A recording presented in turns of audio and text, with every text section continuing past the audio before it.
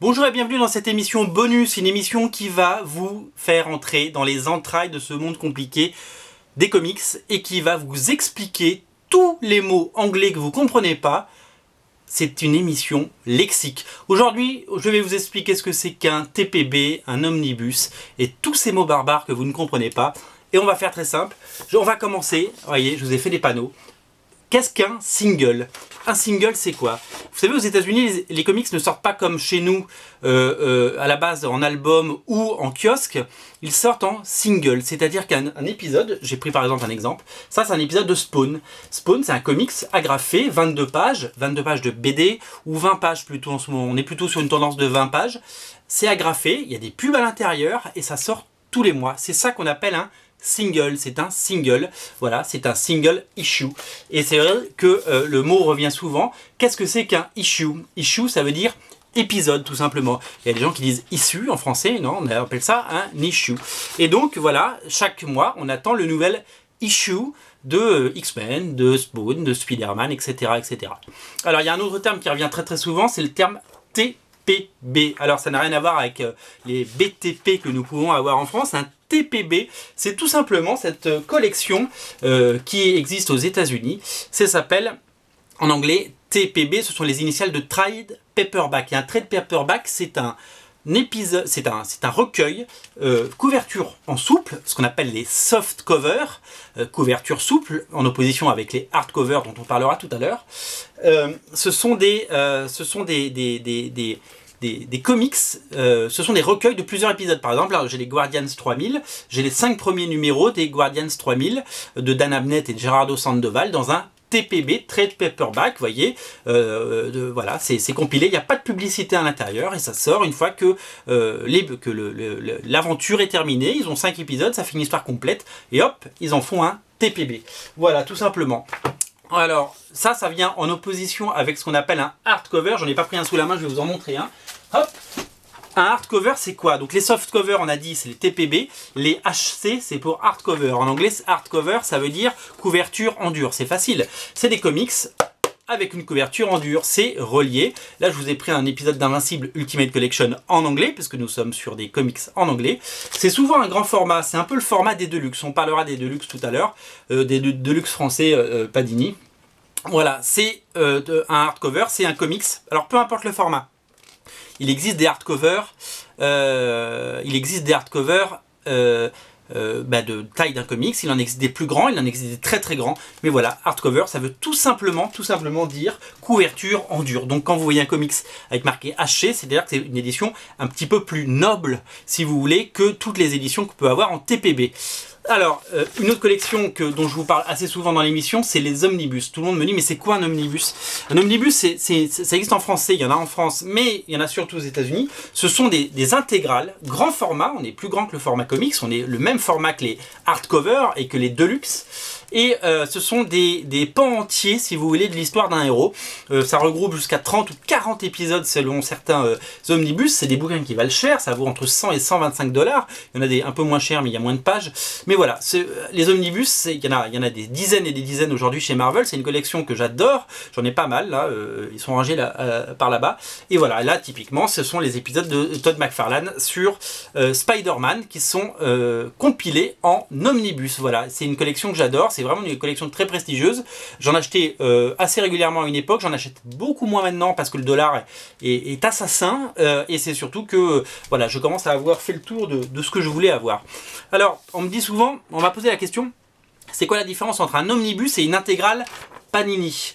Parce que un omnibus, c'est une intégrale. Mais une intégrale Panini, c'est quoi? Alors, l'intégrale Panini, c'est une collection créée par Marvel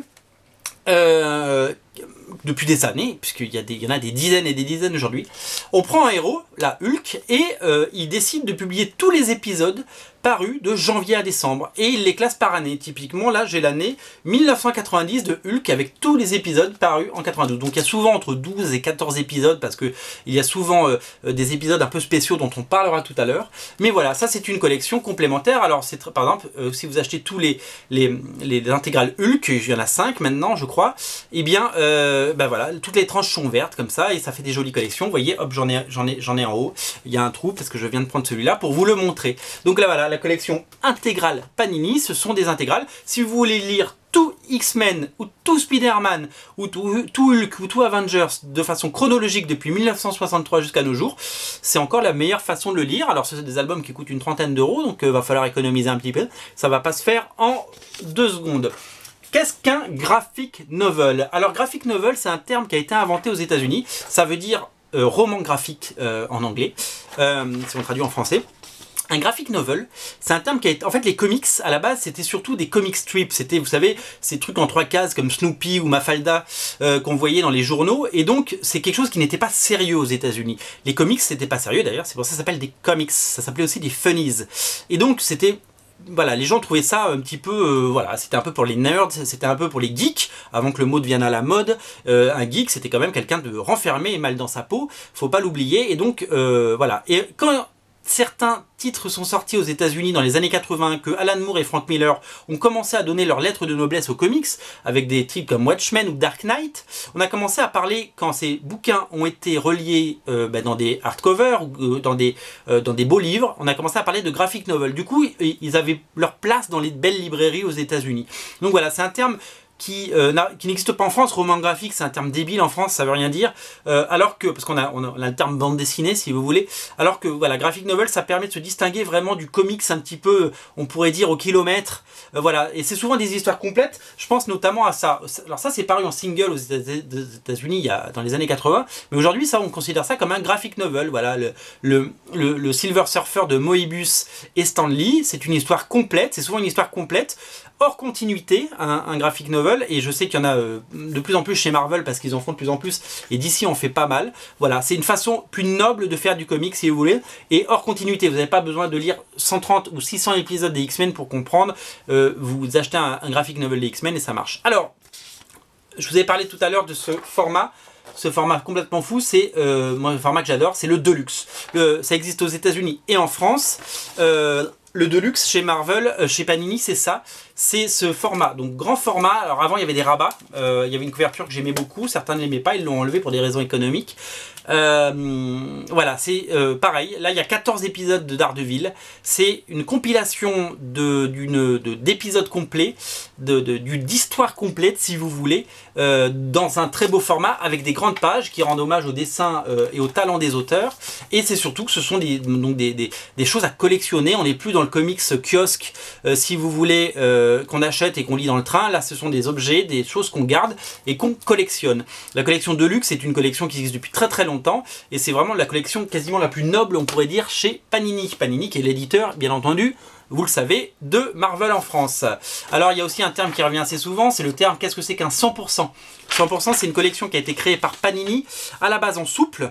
J'en dois en avoir là, en souple. Hop hop hop, ils sont là.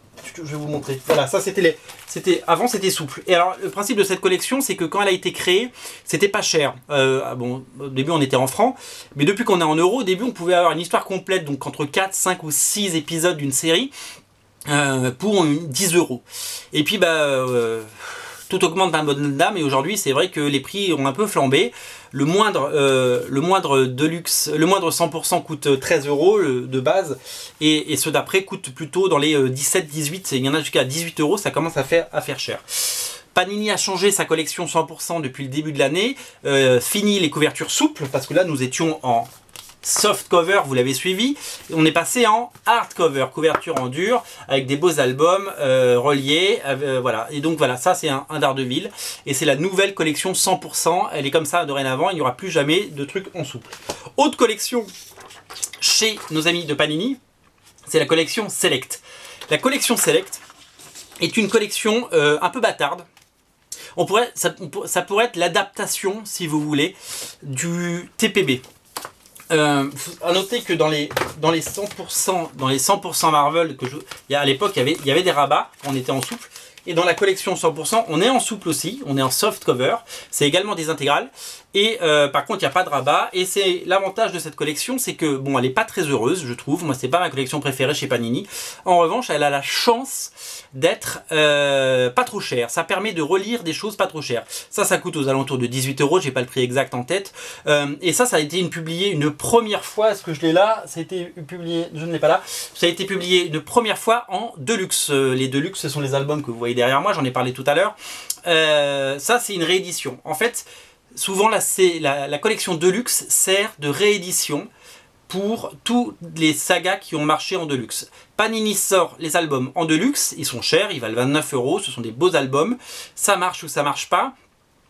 Quand ça marche, plutôt que ressortir le Deluxe, parce qu'il y a beaucoup de gens qui ne dépenseront pas 29 € dans une BD, ils le sortent dans ce format qui est plus petit en taille, qui est souple et moins onéreux, parce que ça coûte moins de 20 €. Et on se retrouve avec beaucoup plus de lecteurs potentiels parce que les gens sont plus à même de dépenser 17 ou 18 € dans un album plutôt que 29. Voilà. Donc c'est tout simplement une façon de faire vivre les produits et de toucher deux publics. Un public de collectionneurs peut-être un peu plus aisé qui peut s'offrir des albums à 29 €. Et là ça touche un public beaucoup plus large qui peut se faire offrir pour un anniversaire, un Noël ou sur de l'argent de poche un album à 17 ou 18 €. Notez que New X-Men est un chef-d'œuvre. Au passage. Alors on continue avec quoi? Qu'est-ce qu'on a? Je voulais vous parler. Alors je l'ai dit plusieurs fois, le mot kiosque. Le mot kiosque, en fait, les comics sortent avant de sortir en Deluxe, avant de sortir en Select. Tout, quasiment, sort en kiosque. Aussi bien chez Urban qui publie les titres d'ici, que chez Panini qui sort les titres Marvel. Ça sort en kiosque, voilà, des choses comme ça. Ça coûte. L'avantage de ça, c'est que d'abord ça sort tous les mois, donc vous pouvez lire plusieurs épisodes de Spider-Man tous les mois. Ça coûte souvent autour de 5 €, un petit peu plus, un petit peu moins, ça dépend. Et vous avez beaucoup de matière. Alors c'est pas très noble, hein, c'est du canard, c'est pas des choses à garder dans une collection, c'est pas très joli, enfin vous pouvez les garder dans une collection mais c'est pas aussi beau qu'un album si vous voulez, c'est surtout pour les lire. Et l'avantage c'est qu'il y a souvent ce qu'on appelle des sagas complètes, alors entre une ou trois parties bien entendu, mais là par exemple la saga Inhumans est publiée en 3 kiosques, ce qui fait que pour globalement moins de 16 ou 17 €, vous pouvez avoir tous les numéros de la série, alors que si vous les aviez achetés en album, ça vous aurait coûté une trentaine d'euros, voilà tout simplement. Donc c'est une façon économique de lire des comics, bien entendu. Il y a beaucoup plus de choix parce qu'ils publient quasiment tout. Donc quand on me pose la question, est-ce que tu penses que ça va sortir chez Panini? Oui, parce que Panini sort tout. Tout ce qui sort chez Marvel sort chez Panini. Voilà. Donc le kiosque est une très belle alternative. Alors il y a un mot qui revient souvent, c'est un arc. C'est quoi un arc? Ce n'est pas un arc et des flèches, hein. On n'est pas dans Robin des Bois. Un arc, en fait, c'est une arche narrative. Par exemple, ça se fait beaucoup depuis les années 2000, au lieu de penser une histoire sur 10 ans ou sur 5 ans, les auteurs, on leur a demandé de faire des histoires courtes qui tiennent en 5 ou 6 ou 12 maximum numéros. Et donc, on appelle ça un arc. Et donc voilà, cette histoire qui est destinée à devenir après un album, hein, soit, donc on l'a dit, un TPB ou un hardcover, cette histoire, c'est ce qu'on appelle un arc. Et donc, il y a plusieurs arcs. C'est-à-dire que, typiquement, quand Brian Michael Bendis a fait du Daredevil, il a fait plusieurs arcs. C'est plusieurs périodes de l'histoire, si vous voulez, et qui sont après donc compilés dans des albums. Pareil, il y a un mot qui revient souvent, c'est le mot run. Qu'est-ce que c'est qu'un run? Je veux parler justement de Bendis sur Daredevil. Quand on dit que Bendis a fait 40 numéros d'affilée sur Daredevil, il a fait un run. On appelle ça un run. C'est pour dire une course finalement. C'est sa course de fond pendant 40 numéros. Donc voilà, le run de Brian Michael Bendis sur Daredevil a duré 40 numéros. Voilà, c'est tout simplement la période pendant laquelle il a œuvré sur la série. Alors là, on va rentrer dans le complexe, parce qu'il y a un mot qui revient très très souvent, et les gens nous demandent c'est quoi un reboot. Un reboot, et qu'est-ce que c'est qu'un relaunch? Alors les deux mots s'opposent un petit peu, parce que les gens ont tendance à les confondre. Alors c'est très simple. Vous savez, dans les comics, la vie est un éternel recommencement. On a eu plein de relaunch, on a eu plein de nouveaux numéros 1, surtout depuis quelques années chez Marvel et Panini. Et en fait, tout le monde disait, mais c'est un relaunch ou un reboot? Alors c'est simple, un reboot, c'est quand on décide de repartir de zéro, en ignorant complètement ce qui a été fait avant.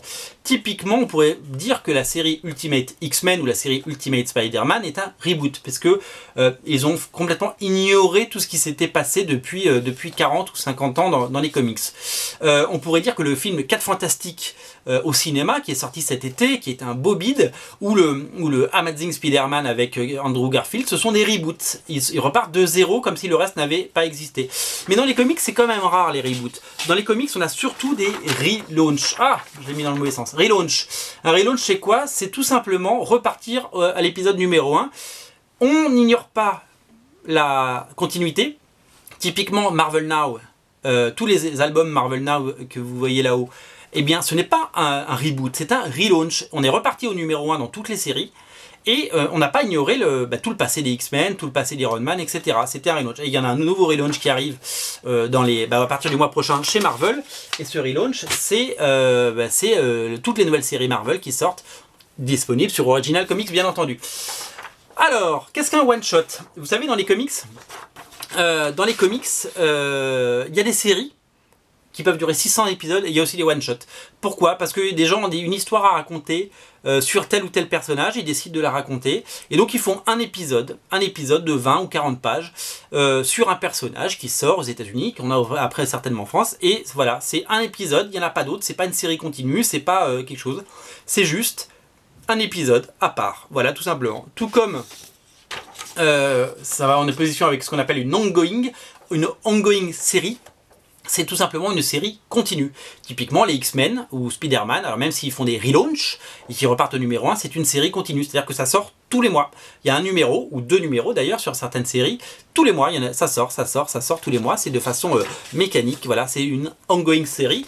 On a également des choses qui s'appellent des mini-séries, puisqu'on a parlé des one-shots. Les mini-séries, c'est des histoires en 4 ou 6 numéros, qui ne sont pas amenés à avoir une suite dans l'immédiat en tout cas, mais c'est par exemple un auteur ou des auteurs qui décident de travailler pendant 4 ou 6 numéros sur une histoire, et donc voilà, et qui va, ça se fait beaucoup chez Image, ça se fait beaucoup chez Marvel bien entendu, c'est aussi un moyen de tester des séries auprès du public, voilà, typiquement...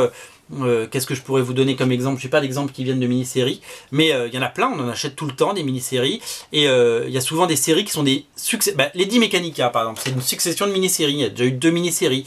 Voilà, il y a plein de mini-séries chez les indépendants parce que ça permet à chaque fois de relancer, refaire des numéros 1, et c'est ça qui est hyper intéressant. Ça va aussi en opposition avec quelque chose qui s'appelle des maxi-séries. Une mini-série globalement c'est entre 4 et 6 épisodes, une maxi-série c'est 10-12 épisodes. Je pense à des séries comme Midnight Nation par exemple, ou Telos chez Delcourt. Ça, c'est des maxi-séries. On appelle ça des maxi-séries. Il y a un début, une fin. C'est pas amené à durer pendant 30 ans. Mais voilà, c'est une maxi-série. Et après, ça fait un bel album. Il y a un mot qui revient aussi, c'est des prints. C'est quoi des prints en fait? Vous savez que les auteurs vendent leur travail parce qu'ils ont besoin de vivre comme tout le monde, et souvent ils impriment des prints, ce sont souvent des illustrations. Alors j'en ai là, Elias Chadoudis a fait des illustrations magnifiques dans un album qui s'appelle Fairy Tales by Elias, et ben voilà, ça c'est ses prints, ce sont des tirages souvent en série limitée parce que c'est des tout petits tirages et c'est assez rare, et en convention vous pouvez aller les faire signer, vous pouvez les encadrer, c'est des choses assez sympas. Moi j'aime beaucoup les prints, je trouve ça très chouette. Alors on me demande souvent c'est quoi un fill-in. Alors un fill-in, c'est un épisode, on pourrait dire un petit peu bouche-rouille. Alors il y a le fill-in artiste.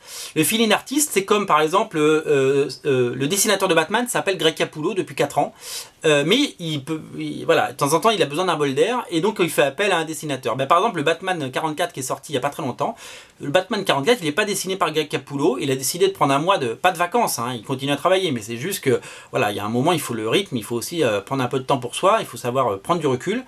Et donc, c'est Jock, le dessinateur Jock, qui a dessiné le 44. Mais voilà, il reviendra, Greg Capullo, il revient en 45.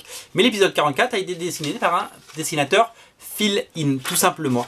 Donc voilà, et donc c'est souvent, ça peut aussi arriver dans l'histoire, c'est-à-dire que vous lisez une série, il y a une histoire continue sur, sur 30 numéros, et en plein milieu, vous avez un épisode qui n'a rien à voir avec les mêmes personnages, mais qui va aller raconter une histoire sous-jacente ou une histoire parallèle. Et ça aussi on appelle ça un fill-in.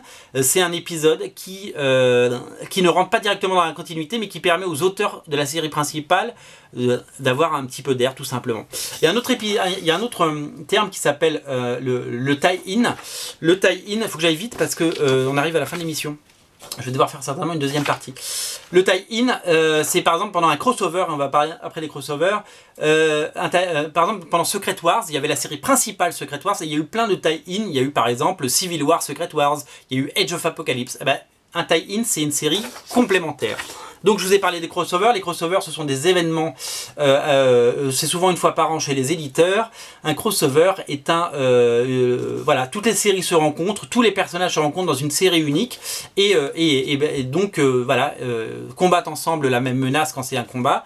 Et voilà, donc on peut citer Civil War, on peut citer Secret Wars, on peut citer Fear Itself, Secret Invasion. Voilà, chez Marvel, il y en a tout le temps, il y en a partout. On appelle ça également des events. Events, ça veut dire événements. Et donc voilà, souvent c'est plutôt des events d'ailleurs que des crossovers. Typiquement Secret Wars, on pourrait plus dire que c'est un event. Et voilà, c'est une fois par an, ça permet de faire parler, ça permet de sortir des nouvelles séries, ça permet de tester des choses et ça permet surtout de vendre beaucoup. Un annual, c'est quoi? Quand souvent il y a 12 numéros d'une série qui sortent par an, et pour en vendre un 13e, les éditeurs sortent un annual, donc un annual X-Men, et donc souvent scénarisé par le même scénariste, Michael Bendis ou j'en passe, et avec un autre dessinateur, et ça permet aussi de raconter une autre histoire et surtout de vendre un comics en plus, tout simplement. On me demande ce que c'est qu'une backup story. Souvent dans les comics, et dans ça on l'a beaucoup vu dans les premiers numéros de Batman et Capullo, il y avait l'histoire principale de 20 pages par Capullo et Snyder, il y avait une backup story de 4 ou 5 pages, c'est une histoire bonus tout simplement, et c'est souvent un autre dessinateur qui la dessine. Qu'est-ce que c'est qu'un cliffhanger? Un cliffhanger, c'est tout simplement... un cliffhanger, c'est tout simplement... alors comment expliquer ça? En fait, c'est un procédé scénaristique qui consiste à donner envie aux gens d'acheter le numéro d'après. Donc vous arrivez à la fin de l'épisode, vous êtes à la page 21, et il y en a 22, et à la 21, il se passe un truc de malade. Ça se voit aussi beaucoup dans les séries télé. Et là, vous dites, waouh! Et vous avez qu'une envie, c'est... voilà, ça vous laisse... pendu, et cliffhanger ça veut dire suspendu à la falaise quand même, hein. Et bien voilà, donc c'est ça, vous avez qu'une envie, c'est de lire le suivant. Ce que je vais faire pour pas que ça coupe, c'est que vous allez voir la deuxième partie du lexique dans une émission qui sera certainement plus courte, mais voilà, j'en ai encore moins pour 3 ou 4 minutes, donc on se retrouve dans la deuxième partie du lexique.